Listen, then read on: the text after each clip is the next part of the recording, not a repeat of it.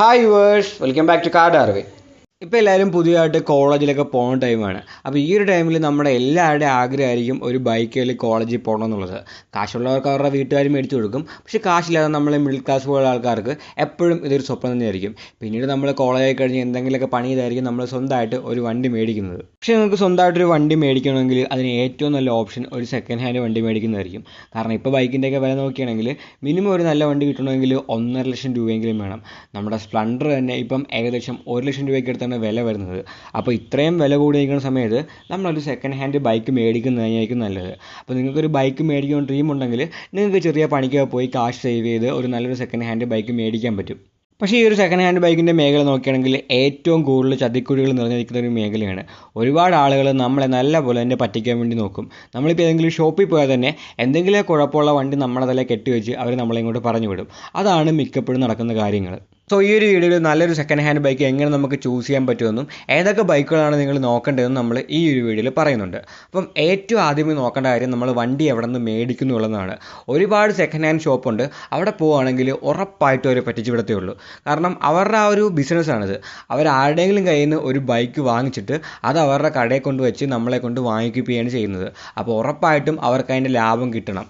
അതായത് അവർ അവിടെ നിന്ന് വാങ്ങിയിട്ട് ഒരു പ്രൈസിലായിരിക്കും. അതിനേക്കാളും കൂടുതൽ പ്രൈസിൽ അവർക്ക് വണ്ടി വിറ്റാൽ മാത്രമേ അവർക്ക് ലാഭം ഉണ്ടാകത്തുള്ളൂ. അപ്പം നമ്മൾ എന്നിട്ട് ഒരു സെക്കൻഡ് ഹാൻഡ് വണ്ടി മേടിക്കാൻ വേണ്ടി അവരുടെയൊക്കെ പോകുന്നിടത്ത് അവർക്ക് കൂടെ ലാഭം ഉണ്ടാക്കി കൊടുക്കുകയാണ് നമ്മൾ ചെയ്യുന്നത്.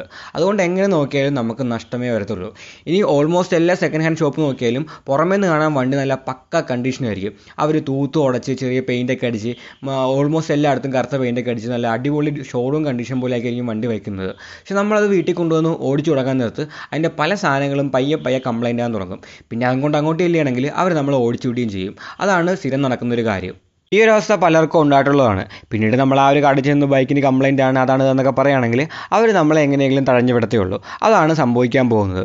അപ്പോൾ നമ്മൾ വണ്ടി ചൂസ് ചെയ്യുന്നത് നമ്മൾ തന്നെ ചൂസ് ചെയ്യണം. അതായത് ഇപ്പം OLXിൽ നിന്നോ ഫേസ്ബുക്കിൻ്റെ മാർക്കറ്റ് പ്ലേസിൽ നിന്നോ അങ്ങനെയുള്ള സ്ഥലത്തോ അല്ലെങ്കിൽ നമ്മൾ തന്നെ നമ്മുടെ ആ ഒരു ഏരിയയിൽ നിന്ന് ഒരു ബൈക്ക് കണ്ടെത്തണം. അപ്പം അവിടെ ഇതിൻ്റെ ഇടയ്ക്ക് ഇടനിലക്കാർ വരുന്നില്ല. നമ്മൾ തന്നെയാണ് ബൈക്ക് തപ്പിയെടുക്കുന്നത്. അപ്പോൾ ആ ഒരു ബൈക്ക് വിൽക്കുന്ന ആളുടെ കയ്യിൽ നിന്ന് അയാൾ വിൽക്കാൻ ഉദ്ദേശിക്കുന്ന പ്രൈസ് എത്രയാണോ ആ ഒരു പ്രൈസോ അല്ലെങ്കിൽ നമുക്ക് ബാർഗെയിൻ ചെയ്ത് അതിൽ കുറഞ്ഞ പ്രൈസിൽ നമുക്ക് വാങ്ങാൻ കഴിയും. പിന്നെ ഇങ്ങനെ വണ്ടി വാങ്ങുന്ന നേരത്ത് നമ്മുടെ തലയിലാണ് എല്ലാ റിസ്ക്കും ഇരിക്കുന്നത്. വണ്ടി നല്ലതാണോ ചീത്തതാണോ, ഈ ഒരു പ്രൈസിൽ വാങ്ങുന്നത് ലാഭകരമാണോ, അങ്ങനെയുള്ള കാര്യങ്ങളൊക്കെ നമ്മുടെ തലയിലിരിക്കുന്നത് എല്ലാം നമ്മുടെ റെസ്പോൺസിബിലിറ്റിയാണ്. ആദ്യം തന്നെ ഇമ്പോർട്ടൻ്റ് ആയ കാര്യം വണ്ടിയുടെ ഭംഗി കണ്ട് നമ്മൾ ഒരിക്കലും വാങ്ങാൻ പോകില്ല. നല്ല ഭംഗിയുള്ള വണ്ടിയായിരിക്കും, പക്ഷേ ഉള്ളിൽ മൊത്തം കംപ്ലൈൻ്റ് ആയിരിക്കും. അതുകൊണ്ട് നമ്മൾ നല്ല പോലെ ചെക്ക് ചെയ്യണം. ഇപ്പം ആദ്യമേ ചെക്ക് ചെയ്യേണ്ട കാര്യം നോക്കുകയാണെങ്കിൽ വണ്ടിയുടെ ആ ഒരു ഫ്രെയിമാണ്. വണ്ടിയുടെ ഫ്രെയിമിൽ എവിടെയെങ്കിലും തുരുമ്പുണ്ടോ അല്ലെങ്കിൽ തുരുമ്പടിച്ച് വിട്ടിരിപ്പുണ്ടോ അങ്ങനെയുള്ള കാര്യങ്ങളൊക്കെ നമ്മൾ നോക്കണം. ഇപ്പോൾ ഫ്രെയിമിന് വല്ലതും പറ്റുകയാണെങ്കിൽ നമ്മൾ രണ്ടാമത് വെൽഡ് ചെയ്താലും വണ്ടിയുടെ ആ ഒരു മൊത്തത്തിലുള്ള കംഫോർട്ട് അവിടെ കുറയുന്നതായിരിക്കും. പിന്നെ നോക്കേണ്ടത് വണ്ടിയുടെ ആ ഒരു എഞ്ചിൻ്റെ കാര്യമാണ്. എഞ്ചിൻ്റെ ഭാഗത്ത് നിന്ന് വല്ല ഓയിൽ ലീക്കോ അതേപോലത്തെ കാര്യങ്ങളുണ്ടോ നമ്മൾ നല്ലപോലെ ചെക്ക് ചെയ്യണം. അതായത് എഞ്ചിൻ്റെ ആ ഒരു സൈഡിൽ നിന്നും വണ്ടിയുടെ ആ ഒരു അടിഭാഗത്തു നിന്നും അങ്ങനെ മൊത്തത്തിൽ നമ്മൾ നല്ല സമയമെടുത്ത് തന്നെ ചെക്ക് ചെയ്യണം. പിന്നെ ഒരു കാര്യം നോക്കേണ്ട വണ്ടിയുടെ ആ ഒരു ഓയിൽ ലെവലാണ്. വണ്ടിയുടെ ഓയിൽ ലെവൽ കുറഞ്ഞിട്ടുണ്ടോ നമ്മൾ നോക്കണം. ഓയിൽ ലെവൽ നല്ലപോലെ തന്നെ കുറയുകയാണെങ്കിൽ വണ്ടിയുടെ ഓയിൽ കത്തുന്നുണ്ടെന്ന് നമുക്ക് മനസ്സിലാക്കാൻ പറ്റും. പിന്നെ ഓയിൽ കത്തുന്നുണ്ടോ എന്ന് നോക്കാനായിട്ട് നമ്മൾ വണ്ടി നല്ലപോലെ തന്നെ റൈസ് ചെയ്ത് നോക്കണം. അതായത് ഓണറിൻ്റെ കയ്യിൽ നിന്ന് വണ്ടി ഓടിക്കാമെന്ന് പറഞ്ഞ് മേടിച്ചിട്ട് ദൂരെ എവിടെയെങ്കിലും പുള്ളി കേൾക്കാത്തടത്ത് കൊണ്ടുപോയിട്ട് നല്ലപോലെ തന്നെ തിരിച്ച് പിടിക്കണം. അപ്പം വെള്ളപ്പുക വരുന്നുണ്ടോ എന്ന് നോക്കണം. വെള്ളപ്പുക വരുന്നുണ്ടെങ്കിൽ വണ്ടി കംപ്ലൈൻ്റ് ആണ്. വണ്ടിയുടെ ആ ഒരു പിസ്റ്റൻ റിങ്ങിനോ അല്ലെങ്കിൽ കാലപ്പഴം കാരണം ഓടി ആ പിസ്റ്റൻ റിങ്ങൊക്കെ തേഞ്ഞ് ചേർന്ന് വണ്ടിയുടെ പിസ്റ്റൻ പണി വന്നിട്ടുണ്ട്. അപ്പം ഒരു 3000 രൂപ മുതൽ 6000 രൂപ വരെയുള്ളൊരു പണിയായിരിക്കും അത്. അപ്പം അത് നല്ലപോലെ തന്നെ നോക്കണം. പിന്നെ ചില വണ്ടിയിൽ നമ്മൾ എത്ര തിരിച്ചാലും കംപ്ലൈൻ്റ് ആണെങ്കിലും വെള്ളപ്പൊക്കം വരത്തില്ല. അതിന് കാരണം വണ്ടിയുടെ ഓയിൽ നല്ലപോലെ തന്നെ കുറഞ്ഞിരിക്കുന്നതുകൊണ്ടാണ്. അതുകൊണ്ട് നിങ്ങൾ ഓയിലും ചെക്ക് ചെയ്യണം. പിന്നെ ആ ഒരു കാർബറേറ്ററിൻ്റെ ഹെൽത്ത് നിങ്ങൾ നോക്കേണ്ടതാണ്. നിങ്ങൾ വണ്ടി റേസ് ചെയ്യുമ്പം കറുത്ത പുക വരുന്നുണ്ട് അല്ലെങ്കിൽ ചെറിയ മിസ്സിംഗ് ഒക്കെ ഉണ്ടെങ്കിൽ ചിലപ്പോൾ കാർബറേറ്ററിൻ്റെ കംപ്ലൈൻറ്റ് ആയിരിക്കാം. ചിലപ്പോൾ ഒന്ന് ക്ലീൻ ചെയ്താൽ മാറുന്നതായിരിക്കും. ക്ലീൻ ചെയ്താൽ മാറിയില്ലെങ്കിൽ കാർബറേറ്റർ റീപ്ലേസ് ചെയ്യാൻ വേണ്ടി അത്യാവശ്യം കാശാകും. ഇപ്പോൾ നമ്മുടെ ചെറിയ സ്പ്ലെൻഡർ പോലത്തെ വണ്ടിയാണെങ്കിൽ തന്നെ 2000 രൂപയ്ക്ക് കാർബറേറ്ററിന് വില വരുന്നുണ്ട്. പിന്നെ അതിനും മേലോട്ടുള്ള വണ്ടിയാണെങ്കിൽ നല്ലപോലെ തന്നെ വില വരും. ഇപ്പം FCയുടെ കാർബറേറ്റർ ആണെങ്കിൽ 6000 രൂപയോളം അതിന് വില വരുന്നുണ്ട്. പിന്നെ ഒരു കാര്യം നോക്കുകയാണെങ്കിൽ കഴിവതും നിങ്ങൾ കാർബറേറ്ററുള്ള വണ്ടി ചൂസ് ചെയ്യാൻ നോക്കുക. ഇപ്പോൾ ഫ്യൂൽ ഇഞ്ചക്ഷനുള്ള വണ്ടിയാണെങ്കിൽ അതിനേക്കാളും കാശാകും. ഫ്യൂൽ ഇഞ്ചക്ഷനൊക്കെ പോവുകയാണെങ്കിൽ അതിൻ്റെ ആ ഒരു കാര്യങ്ങളൊക്കെ വാങ്ങാനായിട്ട് പമ്പൊക്കെ വാങ്ങാനായിട്ട് ഏകദേശം 10000 രൂപയ്ക്ക് മേലെ നിങ്ങൾക്ക് പ്രൈസ് ആകും. അതുകൊണ്ട് തന്നെ കഴിവതും കാർബറേറ്ററുള്ള ബൈക്കുകൾ ചൂസ് ചെയ്യാൻ നോക്കുക. പിന്നെ ഒരു കാര്യം നോക്കിയാൽ ഷോക്കിൻ്റെ ഭാഗമാണ്. ഇപ്പോൾ ഷോക്കയിലൊക്കെ ചെറിയ ലീക്കൊക്കെ കാണും. അപ്പോൾ ആ ഒരു ഓണറൊക്കെ പറയും അതിൻ്റെ ആ ഒരു ചെറിയ സീല് മാറിയാൽ മതി, ഒരു 500-600 കാര്യമുള്ളൂ, അപ്പോൾ ശരിയാവും എന്ന് പറയും. പക്ഷെ നിങ്ങൾ അവർ പറയണ കേട്ട് ഇങ്ങോട്ട് പോകല്ലോ, നിങ്ങൾ ആ ഒരു ട്യൂബ്, അതായത് ആ ഒരു സ്റ്റമ്പ് നല്ലപോലെ ചെക്ക് ചെയ്യുക. അതിന് എവിടെയെങ്കിലും സ്ക്രാച്ച് ഉണ്ടെങ്കിൽ നിങ്ങൾ ആ ഒരു സീല് മാറിയാലും വണ്ടിയുടെ ആ ഒരു ലീക്ക് നിൽക്കത്തില്ല. നമ്മൾ ആ ഒരു സ്റ്റമ്പ് ഉൾപ്പെടെ മാറേണ്ടി വരും. അതിനൊരു 12,000 രൂപ ചിലവാകും. അപ്പം അത് നിങ്ങൾ വളരെ വ്യക്തമായിട്ട് ശ്രദ്ധിക്കേണ്ട ഒരു കാര്യമാണ്. അതായത് ആ ഒരു ഷോക്കിൻ്റെ ആ ഒരു ട്യൂബിന് അവിടെ വല്ല സ്ക്രാച്ചോ വല്ലതും ഉണ്ടോ എന്ന്. ഇത്രയൊക്കെ നമുക്ക് ബേസിക്കായിട്ട് ചെയ്യാൻ പറ്റിയ കാര്യങ്ങളാണ്. ഇതെല്ലാം കഴിഞ്ഞിട്ട് നിങ്ങൾ ഉറപ്പായിട്ടും ഒരു മെക്കാനിക്കിനെ കൊണ്ടുപോയി വണ്ടി കാണിക്കണം. അവർക്ക് മാത്രമേ ശരിക്കും എന്തെങ്കിലും കുഴപ്പമുണ്ടെങ്കിൽ അത് പറയാൻ പറ്റുള്ളൂ. ഇപ്പോൾ വണ്ടിയുടെ ക്രാങ്കിന് എന്തെങ്കിലും കുഴപ്പമുണ്ടോ, വയറിങ് എന്തെങ്കിലും കുഴപ്പമുണ്ടോ, അതേപോലത്തെ കാര്യങ്ങളൊക്കെ അവർ നോക്കിയാൽ മാത്രമേ മനസ്സിലാകത്തുള്ളൂ. അതുകൊണ്ട് ഈ ബേസിക്കായിട്ടുള്ള കാര്യങ്ങൾ ചെയ്ത് കഴിഞ്ഞ് നിങ്ങൾ നേരെ ഒരു മെക്കാനിക്കിനെ കൊണ്ടുപോയി വണ്ടി കാണിക്കണം. പിന്നെ നിങ്ങൾക്ക് വണ്ടിയുടെ വില ബാർഗെയിൻ ചെയ്ത് നല്ലപോലെ തന്നെ കുറയ്ക്കാൻ പറ്റും. ഇപ്പോൾ വണ്ടിയുടെ ചൈനീസ് സ്പ്രോക്കറ്റ് നോക്കുകയാണെങ്കിൽ എന്തായാലും വണ്ടി വിൽക്കാൻ പോകുന്ന ആൾ അതൊന്നും മാറ്റിയിട്ട് നമുക്ക് തരത്തില്ല. ആ ഒരു ചൈനീസ് സ്പ്രോക്കറ്റ്, ബ്രേക്ക് പാഡ്, അങ്ങനെയുള്ള സാധനങ്ങളൊക്കെ പരമാവധി ഉപയോഗിച്ച് അതൊക്കെ തീരാറാകുമ്പോഴേ നമുക്ക് തരത്തുള്ളൂ. അതൊക്കെ മാറ്റേണ്ടത് നമ്മുടെ ചുമതലയാണ്. അപ്പം അതിൽ നിന്നൊക്കെ വേണം നമുക്ക് കുറച്ച് കാശ് ബാർഗെയിൻ ചെയ്ത് കുറയ്ക്കാൻ പറ്റും. ഇപ്പോൾ ചൈനീസ് സ്പ്രോക്കറ്റ് മാറാറായി, അതുകൊണ്ട് കുറച്ച് കാശ് കുറച്ചെന്ന് പറയാം. പിന്നെ ഉണ്ട് ആ ഒരു ബാറ്ററി, പല വണ്ടികളിലും ബാറ്ററി ഒന്നും കാണാറില്ല, അവരതൊക്കെ എടുത്ത് മാറ്റിയിട്ടായിരിക്കും നമുക്ക് തരുന്നത്. അപ്പോൾ വണ്ടിക്ക് ബാറ്ററി ഇല്ല, അതിന് ആ പേരിൽ നമുക്ക് പ്രൈസ് കുറച്ച് മേടിക്കാൻ പറ്റും. പിന്നെ ഉണ്ട് ടയറിൻ്റെ ആ ഒരു കാര്യം നോക്കണം.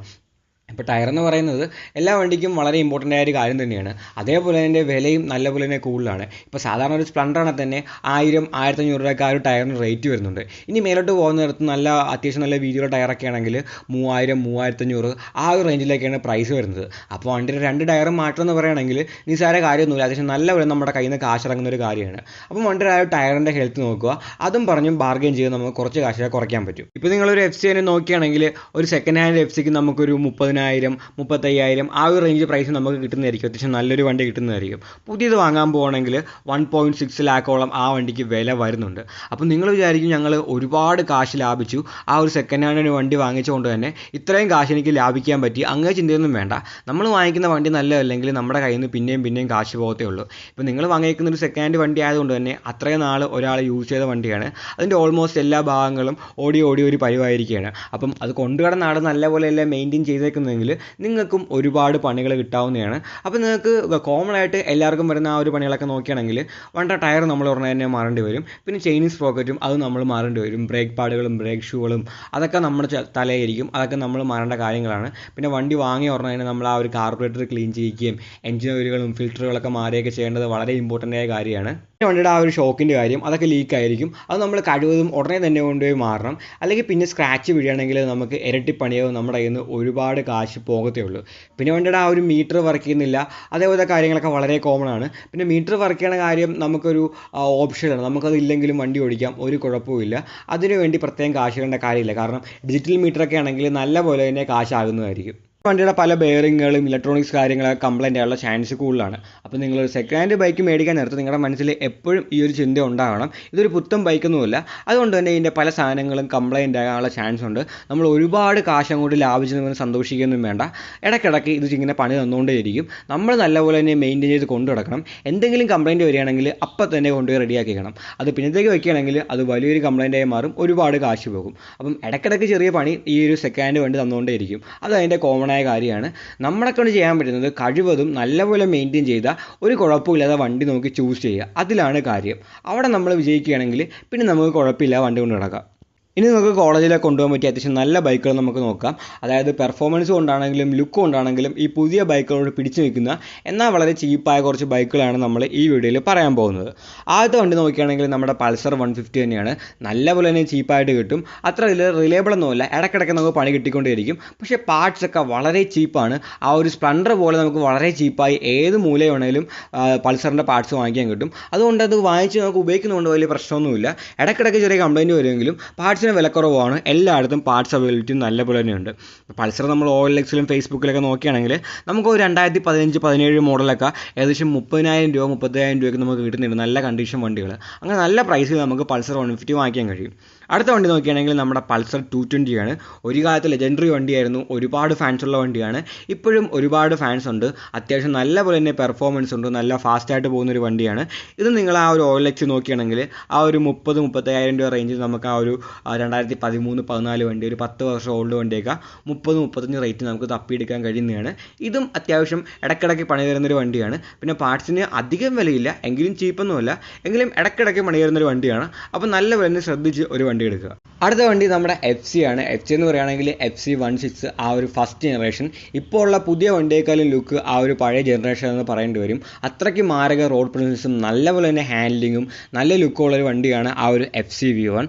അത് നിങ്ങൾ ആ ഒരു OLX നോക്കുകയാണെങ്കിൽ നമുക്ക് ആ ഒരു 10 വർഷം പഴയ വണ്ടി 2013 വണ്ടി 14 വണ്ടിയൊക്കെ ഒരു 30-35 റേറ്റിൽ നിങ്ങൾക്ക് കിട്ടാവുന്നതാണ്. അപ്പം ഈ ഒരു വണ്ടി ചൂസ് ചെയ്യുമ്പം നല്ലപോലെ നോക്കി ഒരു മെക്കാനിക്കിനെ കൊണ്ടുപോയി നല്ല വണ്ടി നോക്കിയെടുക്കണം. കാരണം ഇത് ഇത്രയും പഴയ വണ്ടിയാണെങ്കിലും ഇതിൻ്റെ പാർട്സിനൊക്കെ അത്യാവശ്യം നല്ല പോലെ തന്നെ വില കൊടുക്കേണ്ടി വരും. കാരണം ജാപ്പനീസ് വണ്ടിയാണ്. ഇപ്പോൾ നിങ്ങൾ ആ ഒരു പാർട്സ് മാറിയാണെങ്കിൽ പിന്നെ പേടിക്കേണ്ട, റിലയബിൾ ആണ്, കുറേ നാൾ ഒരു കുഴപ്പമില്ലാണ്ട് വണ്ടി ഓടിക്കോളും. പക്ഷേ ഒരു പാർട്സ് മാറാൻ നിൽക്കുകയാണെങ്കിൽ അത്യാവശ്യം എല്ലാത്തിനും നല്ലപോലെ തന്നെ വിലയാകും. പിന്നെ ആ ഒരു റിയറിലെ ടയർ അറിയാം, നല്ലപോലെ വലിപ്പമുള്ള ടയറാണ്. ആ ടയറിന് തന്നെ 3000 രൂപയ്ക്ക് മേലെയാണ് പ്രൈസ് വരുന്നത്.